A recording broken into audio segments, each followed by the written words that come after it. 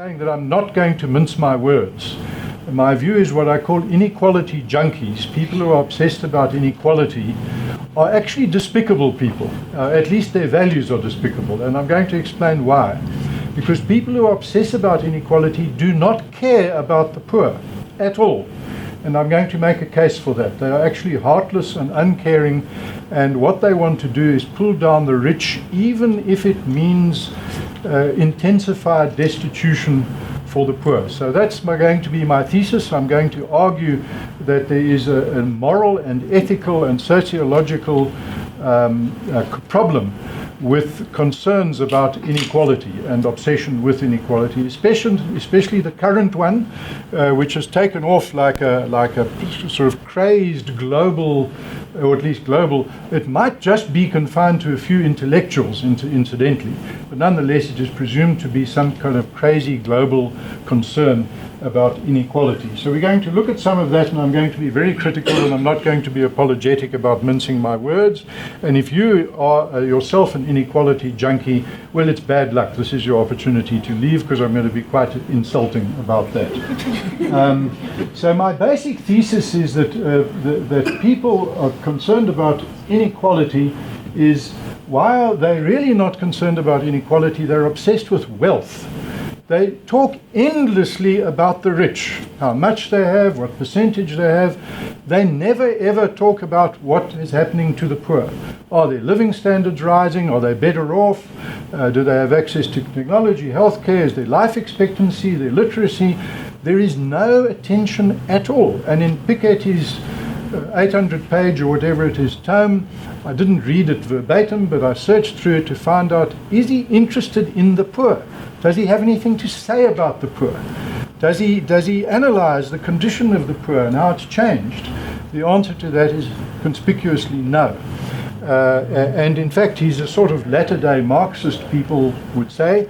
Marx had this idea of the hourglass: fewer rich people at the top, no one in the middle, and lots of poor people at the bottom.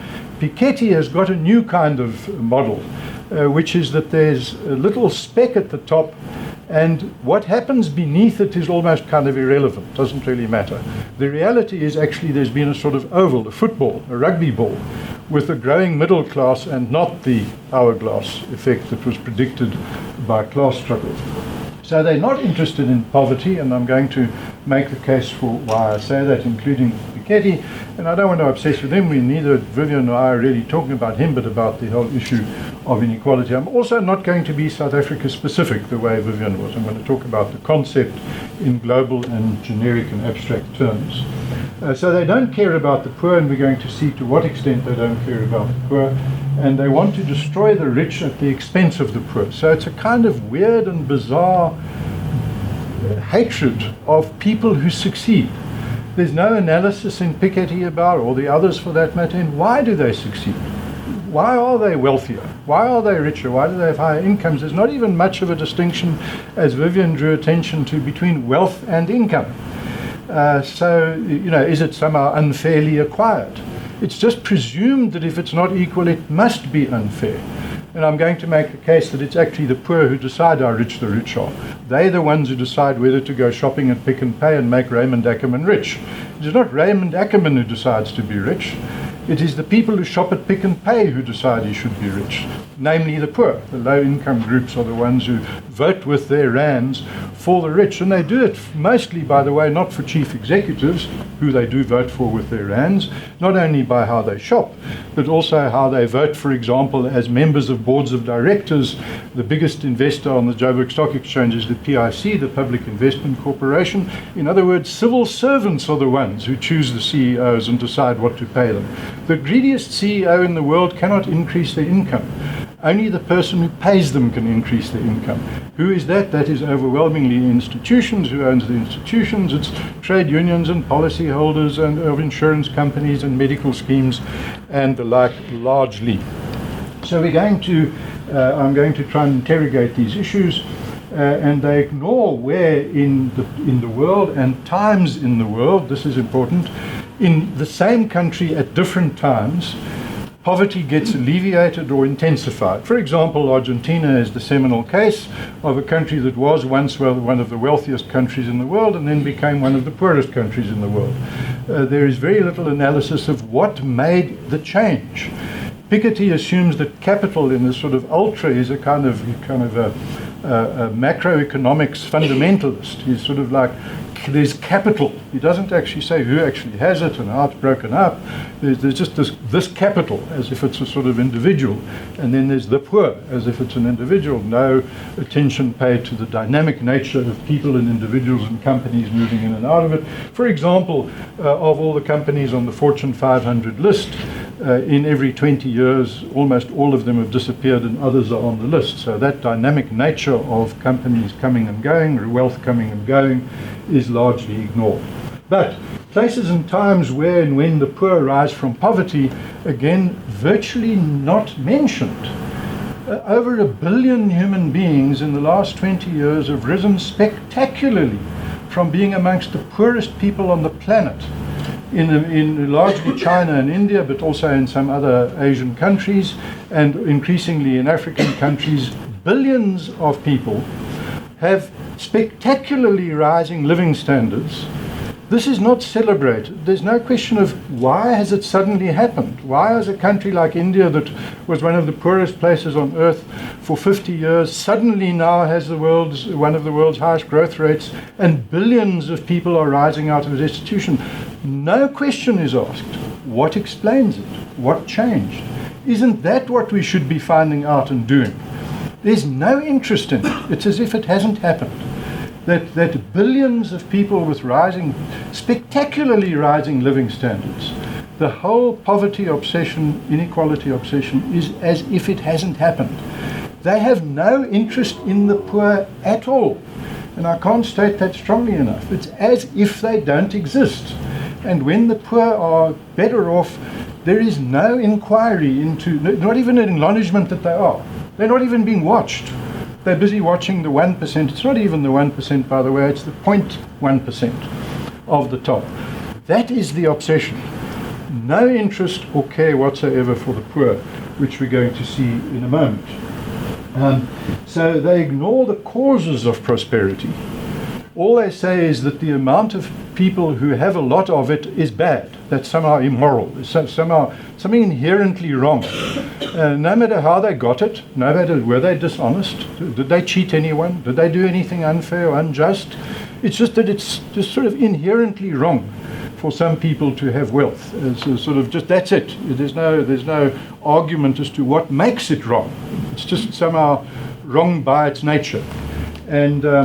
And then they speak presumptively for the poor. Now, this is an interesting one. I did search in vain, and I did what we all do nowadays. I don't go to libraries anymore. I go to the internet, and I try to find out, is there any work on whether the poor and the masses and the majority really do care about inequality? Is Piketty or others right that this is some global crisis, there's going to be unrest, countries are going to be unstable, it's intolerable in democracies, or is this just a handful of intellectual elites who say that the poor and the middle class and the lower income groups are unhappy about something?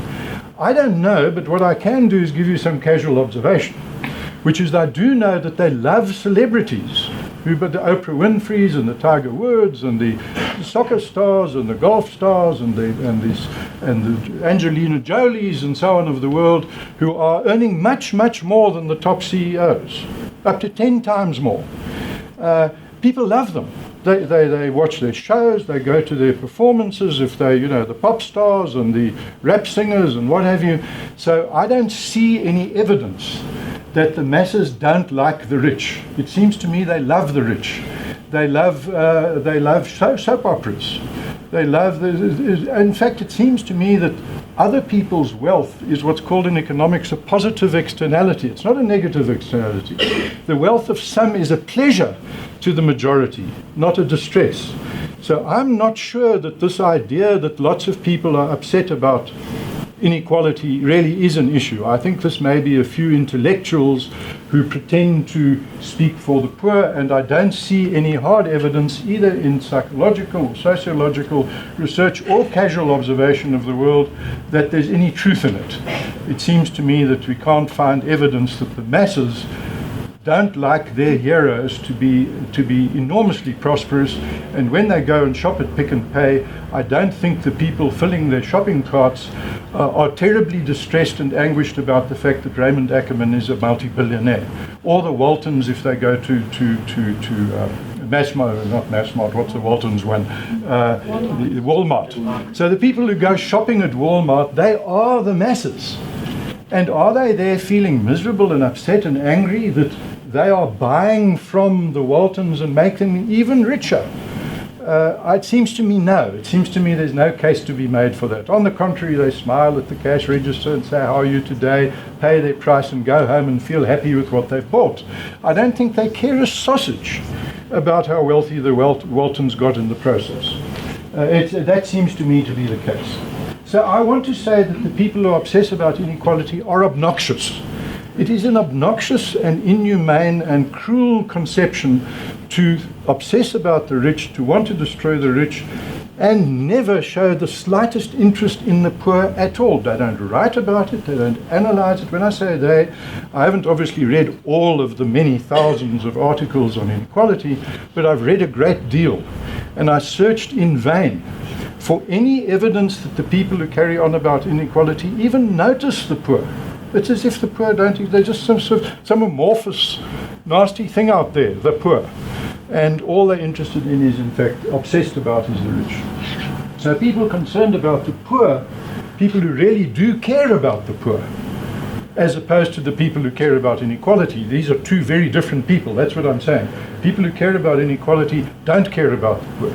People who do care about the poor, they are celebrating the fact that humanity's greatest accomplishment of all time is the virtual elimination of poverty. Now just let me draw your attention to this. In the last generation, poverty as defined in the 1980s has virtually vanished. This should be the most exciting thing that has happened on planet Earth. This is the most astonishing accomplishment of humanity ever. And let me give you the actual concrete, the chapter and verse. Poverty was defined in the 1980s as earning less than $1 a day. If you adjust that for inflation, the figure has fallen from about 30% of humanity was earning less than $1 a day to now 3% of humanity. So by an objective measure, not a relative measure, which is what Piketty's on about, differences between high and low income, but on an objective measure, poverty has virtually vanished from the planet. That is fantastic. That is an extraordinary accomplishment. Nothing like this was conceivable in the 1980s. It has happened before our eyes. Now, do you think that the people who are concerned about equality notice it, speak about it, ask what happened, how did it come about? Not a whisper of interest, not a line or a footnote devoted to the fact. And so markets outperform dirigism, all forms of regulation, left and right wing, in theory and in practice. Again, they don't talk about it. In fact, people like Piketty say that capitalism has failed or is failing. Really? The more capitalistic countries remain the wealthiest on earth. They're the ones that give the most charity and welfare internally and internationally to the world. They are the ones that generate all the technology. They are the ones that everyone goes to begging for. And in Africa, I'm pleased to say, no longer doing so. Africa is now actually just liberalizing and now the highest growth region on earth. So that markets outperform all of the intervention, all of the welfare, all of the foreign aid. For a generation in Africa coincided with Africa getting poorer. Now that Africa has finally weaned itself of sucking at the teat of the capitalist governments of the West, Africa is now finally growing and poverty in Africa is being rapidly, very rapidly eliminated. And so the invisible hand of benefiting the poor more than the very visible foot of regulation and government and taxation. The invisible hand does the trick, it does the magic. The visible foot of government fails always and everywhere. There are no exceptions to speak of. Piketty, if I might say, says that one of the things to do once he's collected all this tax, this global tax on wealth, incidentally, he is himself in the 1%. He is one of the elite income earners. It's no coincidence, perhaps, that what he wants taxed is capital, not income. So I just wonder if this is somehow Piketty's, personal vested interest coming out over here. And once he's accumulated lots of capital, will he then change his mind there? But nonetheless, he does point out, he says that governments currently, and he's talking about the best governments in the world, in Western Europe, or the most efficient, or seemingly the most efficient, are inefficient. And before they get all this money that he wants to tax, they need to become more efficient. Well, he doesn't say how that will happen, what will make them more efficient, and I've got bad news for him, that Karl Marx thought the same thing, and it hasn't happened, and it's not going to happen for the very simple reason that the self-interest of people working for a government is to do as little as possible and spend as much as possible. The self-interest of people working in the private sector is to do as much as possible with as little as possible. You can't change that. There is nothing you can do to make a person working for government have a different interest, namely to maximize output and minimize input. Government, by its nature inherently, if you take somebody working for the government on that side and somebody working in the private sector on this side, his incentive will be to maximize outputs and minimize inputs. His incentive will be to minimize outputs and maximize output. If you swap them around, they will have the opposite incentive. That cannot be changed. That is an inherent fact of the institution of government. And so free markets enriching those who enrich the poor, that is to say, the Waltons for Walmart are enriched by the poor. The rich people are enriched by how the poor vote with their dollars and their rands. And so the poor are, and then of course how they vote actually through their institutions on boards of directors and so on. So the pro-market evidence is really pretty conclusive, and it is therefore no surprise that in his massive tome, Piketty simply ignores it. He simply ignores all the data, the correlations between economic systems and growth, the correlations between high income and high growth, and the alleviation of destitution and poverty and so on is simply not dealt with. So as Alfred Whitehead said, not ignorance, but ignorance of ignorance is the death of knowledge. In other words, the problem is the people who are concerned about inequality aren't aware of what they're ignorant of, which is the condition of the poor. And what conditions alleviate the poverty they say they care about, but my view is don't, because they pay no interest in it. They actually just simply never study the poor. So they can't. So why it is that they have this veneer, this impression, this sort of mystique of caring about the poor is a mystery. All they care about is the rich. That's all they write about and think about. So the problem of inequality, now this is some of the data according to UNICEF, for example, is the richest 20% gets 83% of the global income, with just a single percentage point for those in the poorest 20%. This sounds ghastly. This is horrible. This is across the planet, by the way. This isn't within any country. So if a country happens to be in the bottom 20% because it has a bad government or a bad system, they're just presumed somehow unfair, that Switzerland should be wealthier and Chad should be less wealthier. No blame is attached to the government of Chad and no credit to the government of Switzerland. So this is ghastly. This is the sort of data that upsets people. And why it upsets them, I'm saying psychologically, is not clear. I don't know why it upsets people, but it does. It should take more than 800 years for the bottom billion to achieve 10% of global income under the current rate of change. By the way, their own data says that under the current rate of change it will never happen, it will be an infinity, but somehow they just wanted a big number, so they called it 800.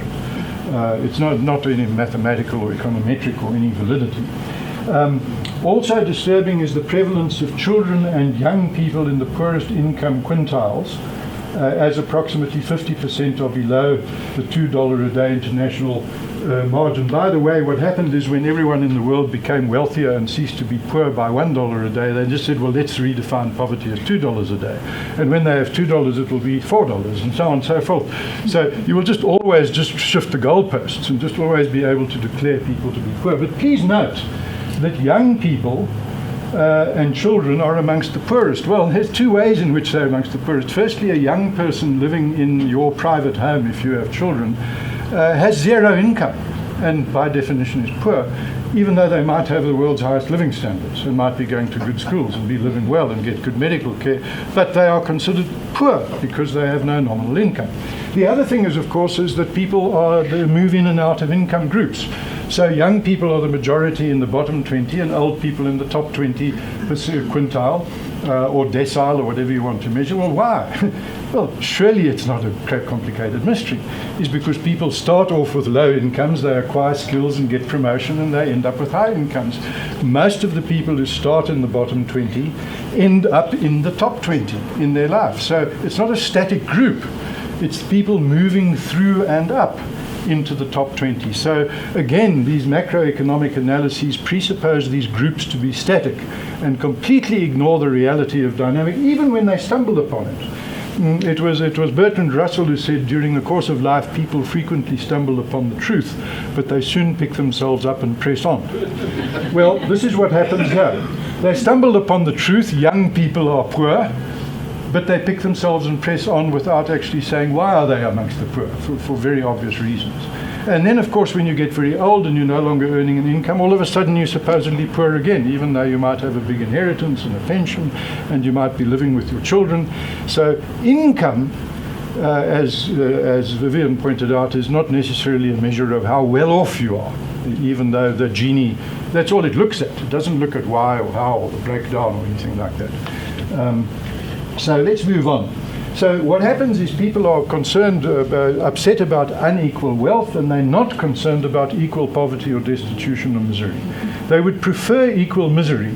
Now, I want to just make a point that sounds strange. Is you'd think that if you say to people, would you prefer everyone to have a fridge and the latest iPad, but a lot of inequality, or would you prefer everybody to live in a tin shack but have equality? You would assume, I think you would assume, decent, normal human beings would say, I'd prefer the inequality with wealth. But no, a well-known South African journalist, I think I could call him a friend, but from this moment on probably can't anymore, Eusebius Makaiza. I thought I was going to have his quote here, I didn't. It comes later. But nonetheless, he said in a debate I had with Jesse Duarte and him in Business Day, some of you might have read it or seen it, I asked this question, he said, equal poverty is better than unequal wealth. So some people actually believe that. They would sooner everyone lives in a shack than everyone has the latest iPad, but some people have, I don't know, a Learjet, and some people have only the latest iPad. So that is really how some people are. So according to Andrew Hussey, for example, Occupy Wall Street was right, capitalism has failed the world. Piketty explains why they're right. No. This could not be more wrong. Capitalism, meaning markets, not social crony capitalism, has been a spectacular success. So capital has failed, yet markets are where the poor migrate. The poorest of the world, where do they go? They go from the countries with less of a market economy to countries with more. They go from the countries with more equality to countries with less equality. The poor know where it's best to be poor, which is where some people are rich. That's where you want to be poor, not where everyone's poor. And so the poor risk and lose their lives to go to where there is inequality and wealth. That is the rational thing for them to do. And they have the free market economies have the richest poor people. If, for example, the United States black Americans were to be an independent country, they would have the world's 9th highest GDP per capita. So by American standards, they might be called or considered poor, but by global standards, they are amongst the wealthiest people on earth. And they have color TV sets and running hot and cold water and motor cars and motorized transport and good health care and microwave ovens and fridges and smartphones and so on and so forth. So the markets produce virtually all technology and innovation and provide the most welfare and charity in the world. So exposing, let's look at Piketty then, or Piketty. I'm not sure how to pronounce it, I can't speak French. So wealth is an income, wealth and income are distributed, not exchanged, earned, saved, invested. Now, this term, the distribution of income, please, whenever anyone uses it, ask them what they mean. It's as if income is somewhere in a pot and the distributor goes and says, well, you can have so much, and passes it around. No, income isn't distributed. This is a misuse of the statistical concept of, for example, the distribution of eye color or height or hair color. We can say that in the population 10% have blue eyes, 15% brown, I don't know, some green, whatever, different eye colors. That is what is meant by the distribution of something statistically. The distribution of income is not distributed in that way. Income is passed around, is earned, is saved, is invested, is lost.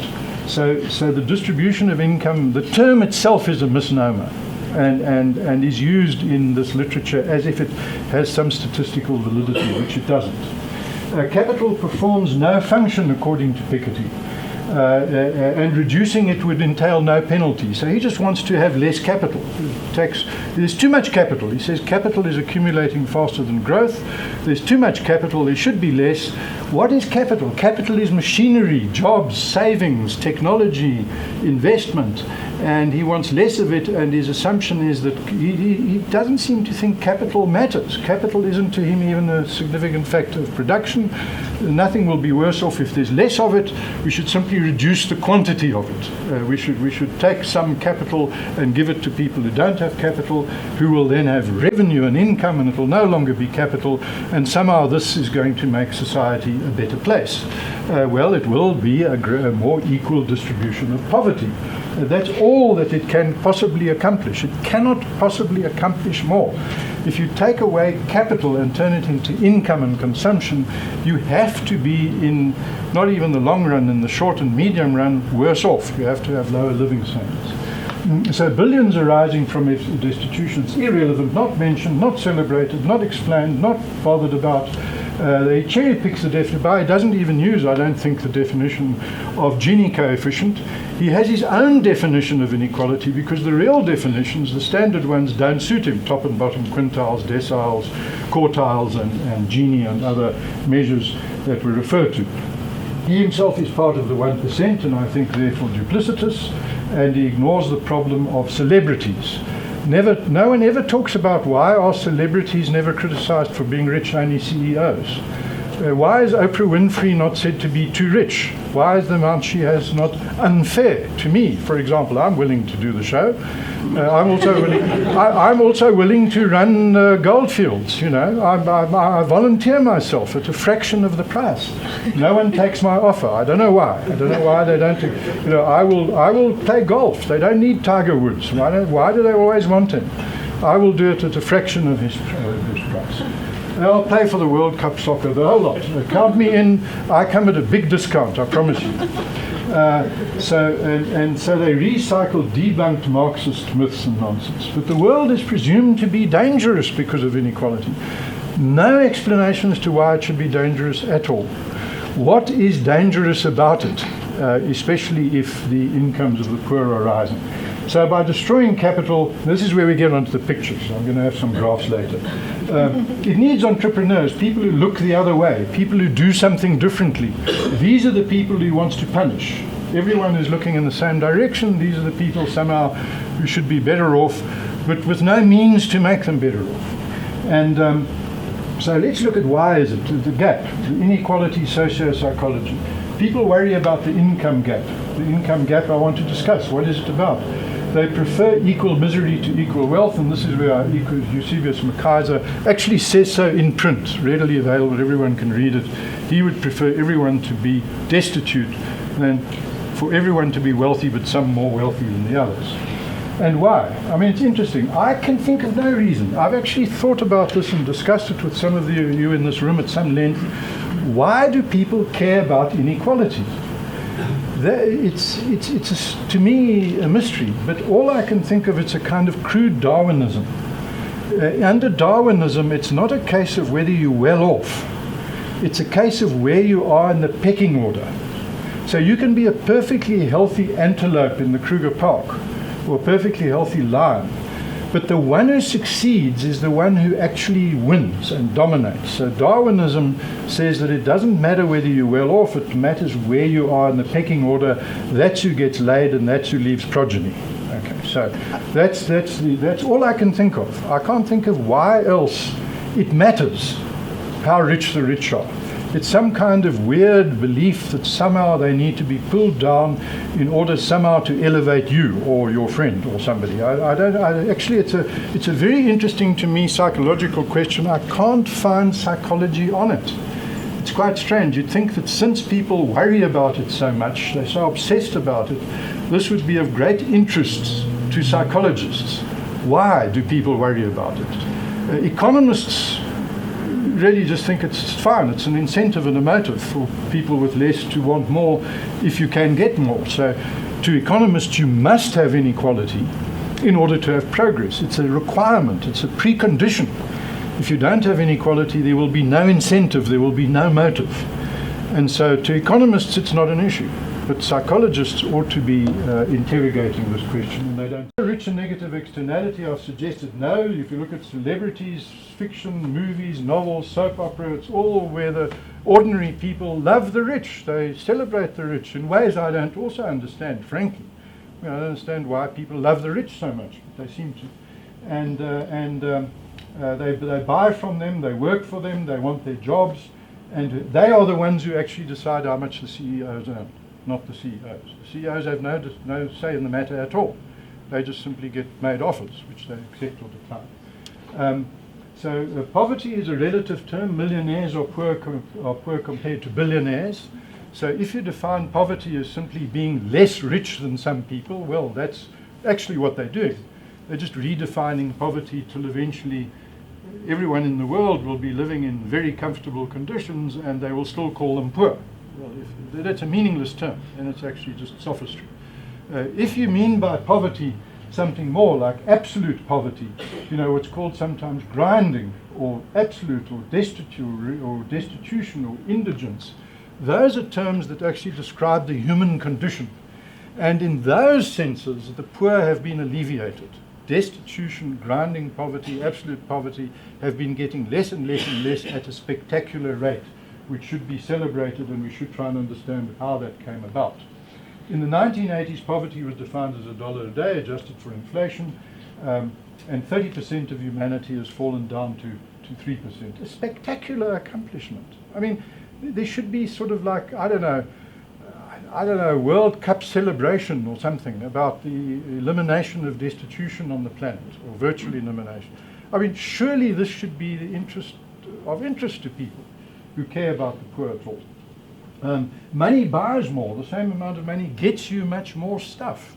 And then, of course, there are other forms of wealth. Just access to things is a form of wealth and capital. Just being able to go and buy a cell phone, being able to go and buy a microwave, being able to go and buy a pair of shoes. This is actually wealth. The ability to get something is itself wealth. And technology has made it the ability to travel, for example. Just 100 years ago, to travel as I'm going to do this afternoon to the United States was an extremely difficult, complicated, and costly exercise. I literally, as I stand here now, have not seen my ticket. I assume there is one somewhere. Joan is nodding her head. No, she says no, she doesn't have one. So I'm just assuming I'll walk there and scan my phone and get on the plane and go to America, sit comfortably, eat comfortably, and get to the other end. 100 years ago, this was virtually inconceivable. 200 years ago, it was impossible. And so that the degree to which rands buy, dollars buy more stuff is also itself spectacular. So who cares about the poor? There's what I call wealth denialism. The fact that the world is wealthier is denied. There's a kind of strange, bizarre sort of burying the head in the sand about this. There's this kind of anti-wealth fundamentalism. Wealth is just a bad, evil, nasty thing, regardless of how it's acquired. And as Chomsky said, our ignorance can be divided into problems and mysteries. When we face a problem, we may not know its solution, but we have an inkling of what we are looking for. When we face a mystery, we can only stare in wonder and bewilderment, not knowing what an explanation would even look like. That's how I feel about the inequality obsession. I simply do not understand it. I'm staring at it in bewilderment. I don't understand why it is considered a problem, other than if I just assume human beings are crude Darwinian animals. And that is very sad. So the wealth denialism buries their head in the sand, and then there are all sorts of problems relating to defining equality, and I'm going to take time, so I'm going to move on a little bit, but there are many aspects of equality. Vivian touched on them.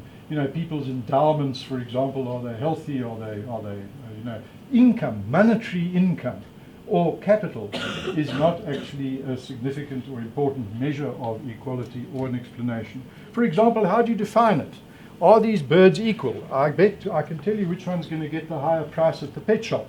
And I can tell you which one is going to be eaten at Christmas time. But, you know, what is inequal? How do you make them equal? You see, what is equal about all sorts of endowments? We can look at others. How do you make them equal? If they have the same amount of money, are they equal? If they have the same amount of capital, are they equal? A young, healthy, energetic, intelligent, old, whatever, I'm not saying this person's stupid, but let's assume he's got some dementia or whatever. How do you make these people equal? The concept of equality is itself an absurd idea. You know, if I like hiking and you like skiing, how does the government make us equal? Does it make us equal by sending you to ski resorts in Austria and by giving me a pair of tackies or telling me to walk barefoot? You see, what is equality? It's actually almost a meaningless concept. How do you make them equal? Are they equal? In what, has the same income make them equal? Or them, for example. I can tell you which one I think is more unequal than the other. Or them. Male and female. How do you make them equal? Do you have to actually have a sort of levy on men because it's supposedly a man's world and subsidies for women? Now, I suspect all the women over here think that's probably a good idea. But on the other hand, she's meant to be the most beautiful woman in the world and he's meant to be one of the best looking men. So what are apples and oranges equal? Different people, different circumstances cannot be considered or made equal. The term equality is itself a misnomer and a mirage and an illusion, and presupposes to have content it doesn't have, not only in the technical sense Vivian explained, in that the Gini coefficient simply measures a number without any evidence of what it actually means, what its implications are, why it arises, or whatever it might be. So, is equal opportunities or results the issue? And if equal opportunities are what you want, then you're going to have different results. If what you want is equal results, then you will have no progress, no prosperity, no incentives, no motives, whatever. If you're going to run in a race, and everyone is going to finish the race at the same time, regardless of how fit or strong or much exercise or age or whatever they did, then the race will be of no interest to anybody. And so the only reason you're interested in anything and motivated by anything is the prospect of inequality. That is an absolutely crucial part of all human action and human behavior. So, so the distribution of Gini coefficient, I want to just show you quickly a graph. The Gini coefficient looks a bit like this, the Lorenz curve which Vivian mentioned. This is actually what you have, and the worry is that that little dot up there is too much and has too much compared to this lot down here. I've got to move on, so I'm not going to go, but this is to give you some idea of various countries' Gini coefficients, which is one of the measures, note, with all the flaws that Vivian drew to your attention. These are various countries, and it looks bad. You see, Brazil has a high Gini coefficient, meaning lots of inequality, and over here we have, whatever it is, Bulgaria with a low one that popped up and down again, and most of them are sort of around here. And this looks as if there are big differences in the world, but this is also a statistical illusion. If you add the top and the bottom of the graph, it actually looks like this. What you see normally is only this, which makes it look as if differences are bigger, but if you actually look at the whole thing, almost all countries in the world have pretty much the same Gini coefficient and income distribution, regardless of ideology, regardless of history. There are one or two outliers like Brazil and Morocco, but almost the entire planet has pretty much the same Gini coefficient when you look at the full graph. You see, but you always they play mental tricks with you, and they show you, for example, only that, and then it looks more serious than it actually is. This here is inequality facts. So this, for example, is Gini coefficients of the world compared to economic freedom. Economically unfree countries, economically free countries, and you can see it's actually pretty much a scattergram. To the extent there is any pattern at all, you tend to find that the share in the top 10% is slightly less, marginally less, very little less, in the freer economies than the unfree economies. In other words, free economies have slightly more equality by one of the measures, itself a flawed measure. And so if we look at, for example, the top 20%, a similar sort of pattern. Slightly more equality, but for practical purposes it's the same. It's not ideology relevant or ideology connected. And if you look at the bottom 10% have slightly more in the freer economy. So to the extent there's a difference, the markets have more equality, the pro-market economies, and that's the bottom 20%. So we should also, this income gap is the next thing. People say, yes, but the gap is too big. The gap between the big and the poor is too big. Well, let's have a look at that. So it doesn't ask whether the wealth is justly acquired. It simply says the gap is big. But let's look at the gap. This here is a set of data for you.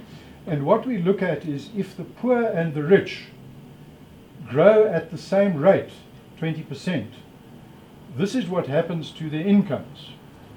The point is that more money on a big sum is more than the same money or same percentage on a small sum.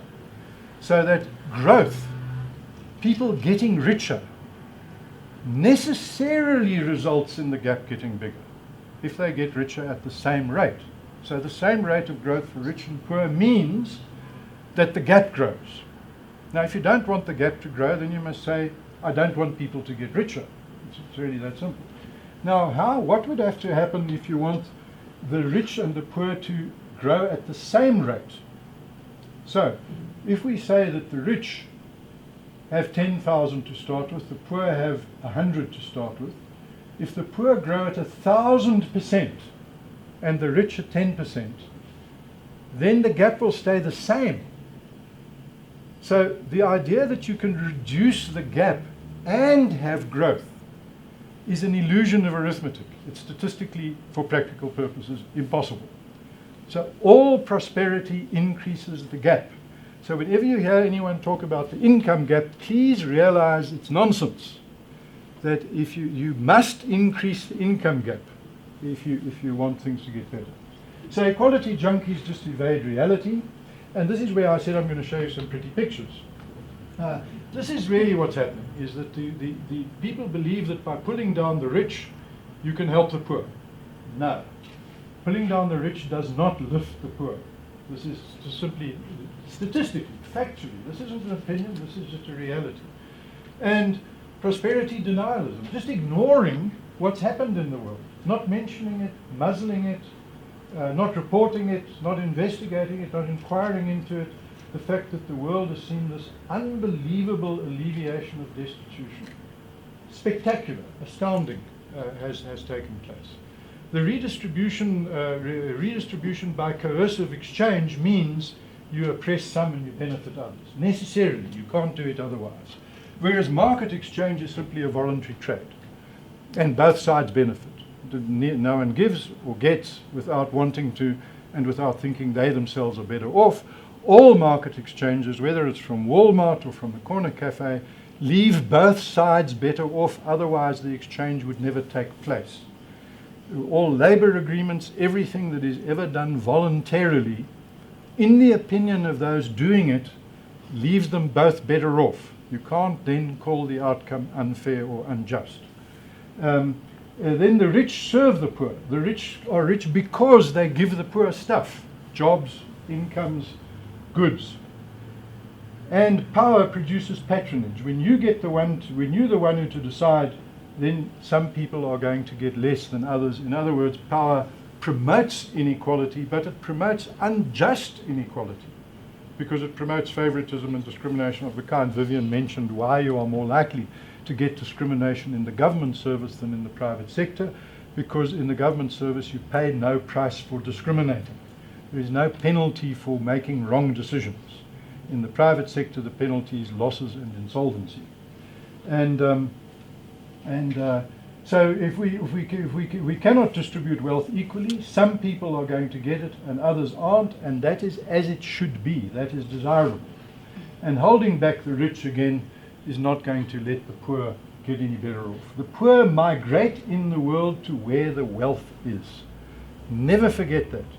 The intellectuals seem to not know something that the poor know. The poor know something the intellectuals don't, which is why they should risk and sometimes lose their lives to go from Cuba to America. You don't have American refugees going to Cuba. You didn't have West German refugees going to East Germany. You don't have South Korean refugees going to North Korea.